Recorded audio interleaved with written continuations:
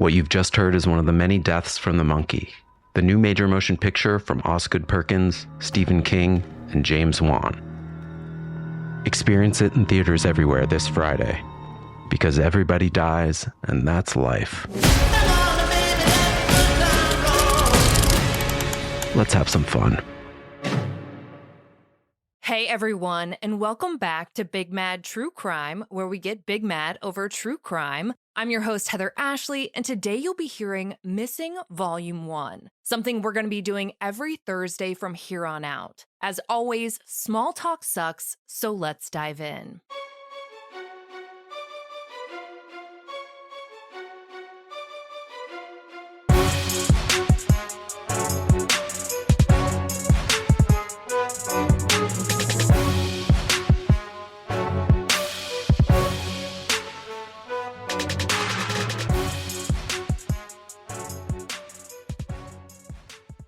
Twenty-year-old Ashley Loring Heavyrunner was last seen on June 5th, 2017. She was caught on camera at a party that night on the Blackfeet Reservation in Browning, Montana. In the days following the party, Ashley didn't come home. According to A&E, her family thought she might have been visiting some friends. They hadn't been able to get in contact with her, but chalked it up to her possibly losing her phone, which is something she had done before. Nothing stood out to them as particularly odd until A&E reports that her father wound up in the hospital. When Ashley didn't come to visit, they knew that something was wrong and contacted Blackfeet law enforcement and the BIA, or Bureau of Indian Affairs, to try and report her missing.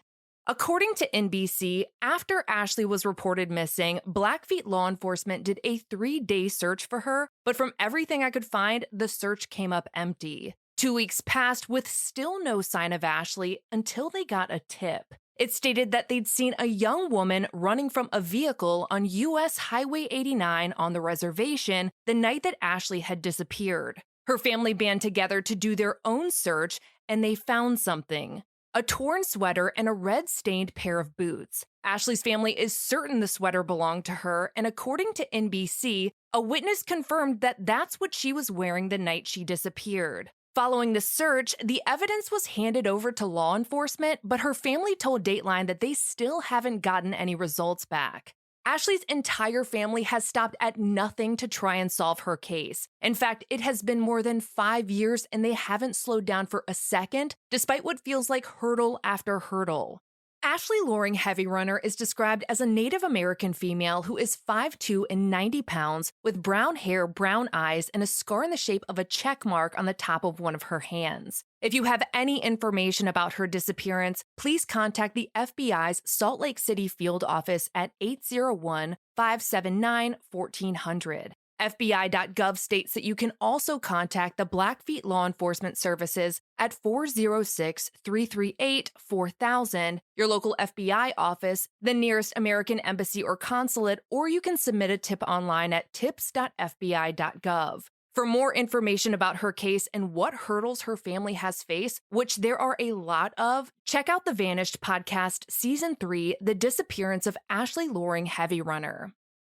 Our second missing person is 69-year-old Mary Wilson out of Healy, Alaska, a small town surrounded by absolutely nothing. She was last seen on June 12, 2022 at a home in Healy, where a missing persons bulletin says that she spent the night with her friends. At the time of Mary's disappearance, Anchorage Daily News reports that she was taking care of a family friend's 2-year-old child, while the child's mother was working in what they refer to as rural Alaska in a mine. Alaska news source reports that 2 days later, a little after 1 a.m. on July 14th, a call came in about an abandoned car found 6.8 miles up Stampede Road.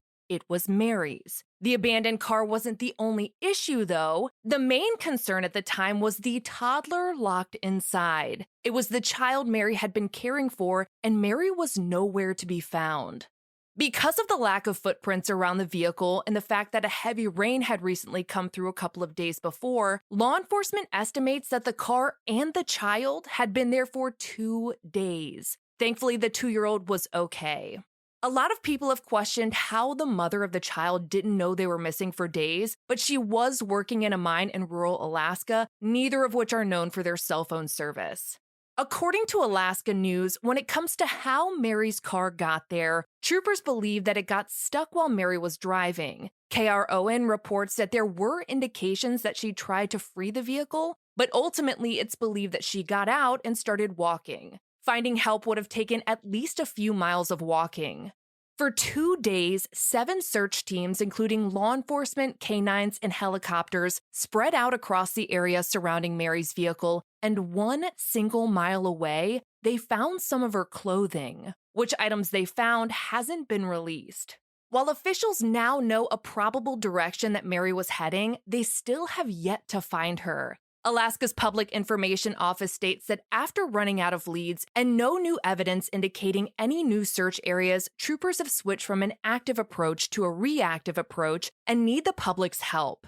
If you have any information about the disappearance of Mary Wilson, please contact the Alaska State Troopers at 907-451-5100. You can also submit a tip anonymously through the AK Tips smartphone app or online at dps.alaska.gov/tips.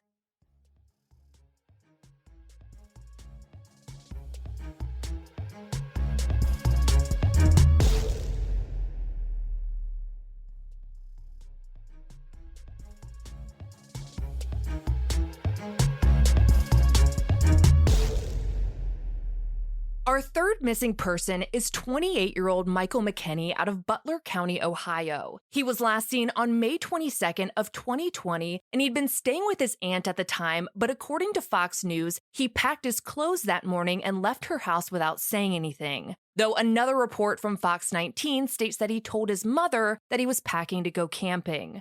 Michael was known for his love of the earth. His brother told the Oxford News that he was into the hippie side of things, that he carried around stones and cared about the earth. One of the things that Michael liked to do the most was to go camping and fishing in Houston Woods State Park, and it just so happened that the campgrounds at the park opened back up the day before he went missing.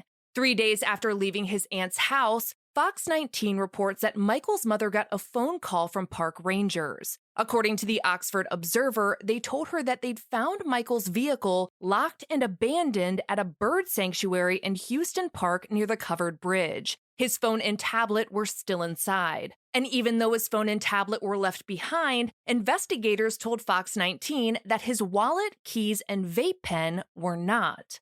For 4 days, law enforcement, family, park rangers, Marine Patrol, and even Texas EquuSearch combed through the park. Canines alerted to his scent near a water drain, but his mom told Fox 19 that authorities don't have the machinery needed to empty the drain and get into it to see if he's in there.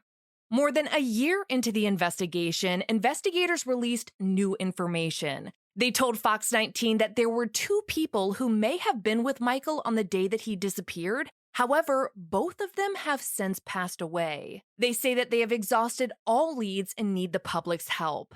Michael McKenney is described as a Caucasian male who is 5'8" and 135 pounds with brown hair and brown eyes. If you have any information as to what happened to him or where he might be, please contact the Butler County Sheriff's Office at 513-785-1000.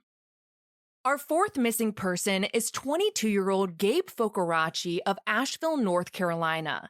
On the morning of June 24th, 2022, a Friday, Gabe went to work as usual and when he got off, went to the Ingles grocery store off of Haywood Road. According to ABC 13, he spent $52 on a week's worth of groceries. After leaving the store, the outlet reports that a neighbor's Ring camera showed him pulling into his driveway at 3:08 p.m. and then leaving 19 minutes later at 3:37 p.m. His roommates never saw him after leaving for work that morning. 2 days later, on Sunday, June 26th, Gabe had plans to go to a concert with his roommates, and even though they hadn't seen him in 2 days, they figured he'd show up at the concert since he had purchased tickets for it. But he didn't. His family and friends tried getting in contact with him, but every attempt failed. When Gabe didn't show up the following day for work, he was reported missing. With Gabe missing, ABC 13 reports that his mother, Rochelle, drove from Atlanta to Asheville to help find him. She designed a missing persons flyer and put it all over social media, encouraging everyone to share and print them out on their own and put them up anywhere they could. 17 days into the investigation, Rochelle did an interview with ABC 13 and said that police had yet to ping Gabe's cell phone or gain access to his bank accounts. His mother told the station that Gabe is high-functioning autistic and that she's worried that something happened to him. She feels like that's the only possibility since all communication with him has stopped. On July 12th at 6:40 a.m., 2 weeks after going missing, law enforcement got a tip that someone had spotted Gabe's car. They followed the tip, and according to ABC 13, they did find it parked in a gravel pull-off near a hiking trail. The area it was found in is in the middle of absolutely nothing but dense woods and mountains. The terrain is extremely dangerous, but search crews and canines set out to search the area immediately. They searched until late afternoon and started right back up the following morning, but all of their efforts came up empty. It has been almost 2 weeks since Gabe's vehicle was recovered, but there is still no sign of him. Gabe is 5'10" and 140 pounds with long brown hair and brown eyes. He has tattoos on both arms. If you have any information about what happened to him or where he might be, please contact the Asheville Police Department at 828-252-1110, or you can submit an anonymous tip through the Tip2APD app or by texting Tip2APD to 847-411. Gabe's family is offering a $5,000 reward for any information leading to his location.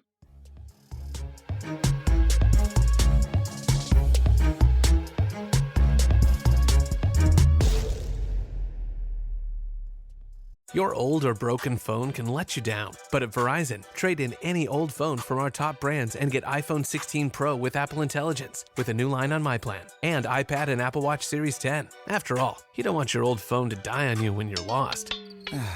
Perfect. Or for your broken phone to glitch at the worst possible time.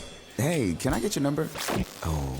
Trade in your old phone for a brand new iPhone 16 Pro, iPad, and Apple Watch. Visit Verizon.com today. Additional terms apply. Service plan required for Apple Watch and iPad.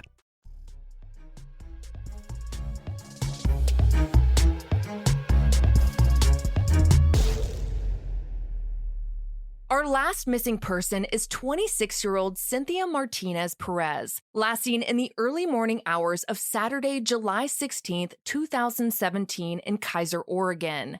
At around 5 p.m. the previous day, Cynthia attended a birthday party. NBC reports that at 10:30, her mom checked in on her asking her where she was, and Cynthia told her that she was still at the party and that they hadn't gotten to the cake yet. She and her family were all supposed to go hiking the next day to celebrate Cynthia's own birthday, so her mom told her that she'd text her when she got out of church the next morning, but when she didn't get any response.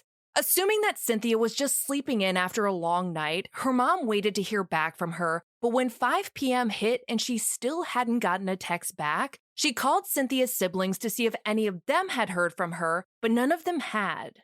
Immediately, Cynthia's family knew that something was wrong. She was a mother of 4 and extremely close with her family. Her mom went to the Woodburn Police Department to report her missing, but according to an interview with NBC, she said that they were hesitant to do much at the time because according to her, she was told that Cynthia was 26 and didn't have to come home. And though it was sad, a lot of mothers abandon their children. And yes, we're all true crime raging right now. Cynthia's family knew that she hadn't just up and left her children, one of whom was only 3 months old at the time, so they reported her missing to the Keizer Police Department the following day. NBC reports that department wasted no time trying to find her. Keizer Police started by contacting her friends who told them that after seeing Cynthia text her mother at the birthday party, she was invited to go to Tequila Nights, a bar and grill nearby. CCTV shows her entering the bar at around 12:30 a.m. Saturday morning. The reporting gets a little hairy here. There's a lot of back and forth with CCTV footage and she and her friend entering and leaving the bar at different times, but it all boils down to Cynthia leaving the bar with 2 males and getting into their 2004 Honda Odyssey minivan. She hasn't been seen or heard from since. Almost a month after Cynthia's disappearance, on August 9, 2017, police named a person of interest, 30-year-old Jamie Alvarez Oliveira. As it turns out, police found the van in question the day after she disappeared. NBC reports that it was found parked on Cleveland Street at his ex-girlfriend's apartment complex. Just to rehash that, he is believed to have left the bar with Cynthia, who he is believed to have met that night. Cynthia is missing, and the van she is believed to have left in was found parked at Jamie's ex-girlfriend's apartment complex. The other man she left with was cooperating with police, which is probably how they learned this next part. According to NBC, though Jamie is believed to have lived and worked in the area, officials believe that he left the area the day after Cynthia went missing, and now they're unsure as to whether or not he left the country as a whole. After Jamie was named a person of interest, investigators asked that anyone who'd seen or spoken to him between 2:30 a.m. on the 16th and 11:45 a.m. on the 17th to please contact police. So it doesn't sound like he had too much of a head start on them. According to KPTV, police also mentioned that they hoped trail cameras in the rural farmlands and forested areas in the county where Jamie was known to work would help them in their search for Cynthia. It has been more than 5 years since Cynthia disappeared, and Jamie Oliveira's Oliveira has yet to be located. Cynthia is described as a Hispanic female who is 5'3" and 145 pounds with long black hair and brown eyes. She was last seen wearing a short black romper with pink and black roses on it and black open-toed lace-up ankle boots. She has several tattoos, and we're going to cover all of them. She has Dominguez across her chest, trust no one below it, the name Jessie on her collarbone on the right side, charisma on her right shoulder, a princess crown on her left shoulder, forgive, never forget on her left shoulder blade, the numbers 503 behind her right ear, the Portland, Oregon area code, trust and faith on her right forearm, the letter C on her left hand between her index finger and thumb, the quote, walk by faith, not by sight on the outside of her right calf, and she also has a tattoo of Marilyn Monroe with the quote, if you're going to be two-faced, at least make one of them pretty. Jamie, the person of interest, is described as a Hispanic male who is 5 feet tall and 120 to 140 pounds with black hair and brown eyes. According to the flyer from the missing Cynthia Alvarez Martinez Facebook page, Jamie has connections to Metlatonac, Guerrero, and Oaxaca, Mexico, as well as Bakersfield, Santa Ana, Santa Maria, Santa Margarita, Santa Barbara, and Fresno, California, along with Woodburn, Oregon Coast, and Fork, Washington. If you have any information as to the whereabouts of either Cynthia or Jamie, please contact the Keizer Police Department at 503-856-3529 or the KPD tip line at 503-856-3259.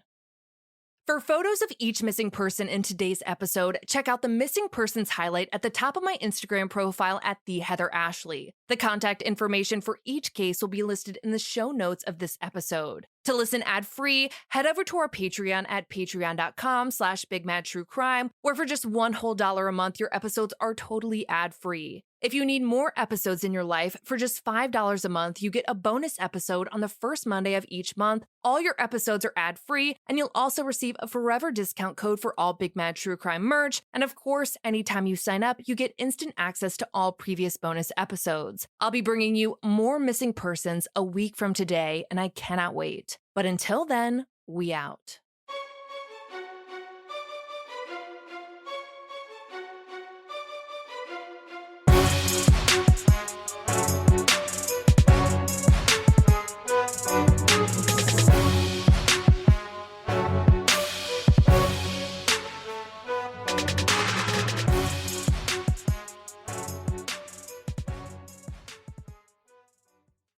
Master of horror Stephen King raves about The Monkey. You've never seen anything like it. It's insane. The monkey that likes killing our family, it's back. Critics are calling it the most fun horror movie in years. It's a bloody, bloody, bloody fun time. Dad, I'm scared. I know. From producer James Wan and Longlegs writer-director Osgood Perkins comes the horror movie event of the year, The Monkey. Rated R. Now playing in theaters.